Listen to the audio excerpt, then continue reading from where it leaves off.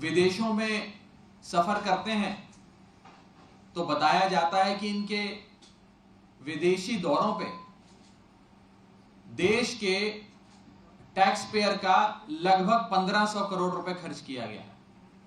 यही चौथी पास राजा जब अपने घर की मरम्मत कराते हैं तो उनके घर के एक छोटे से हिस्से की चूना पोताई पर, केवल सौंदर्यीकरण पर 90 करोड़ रुपए खर्चे गए।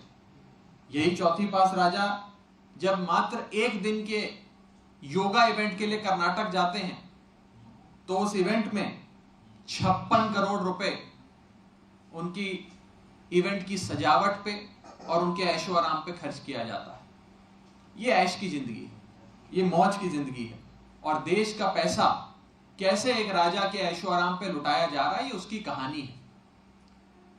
इसी ऐशो आराम पे खर्च किए गए देश के राजा, चौथी पास राजा के ऐशो आराम पे खर्च किए गए देश के टैक्स पेयर की, देश के आम आदमी की गाढ़ी कमाई, खून पसीने की कमाई के खिलाफ आम आदमी पार्टी एक व्यापक प्रोटेस्ट करने जा रही है और यह व्यापक प्रोटेस्ट कल किया जाएगा।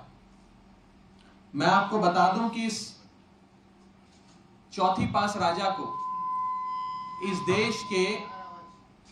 इस चौथी पास राजा को इस देश के एक छोटे से सूबे के एक छोटे से मुख्यमंत्री से डर भी बहुत लगता है। इस छोटे से सूबे के छोटे मुख्यमंत्री पढ़े लिखे हैं, सबसे ज्यादा पढ़े लिखे मुख्यमंत्री हैं, और उस मुख्यमंत्री से इस राजा को, चौथी पास राजा को बहुत डर लगता है। डर इसलिए लगता है क्योंकि ये सबसे ज्यादा पढ़े लिखे मुख्यमंत्री अपने सूबे में खूब तरक्की कर रहे हैं, खूब बढ़िया काम कर रहे हैं।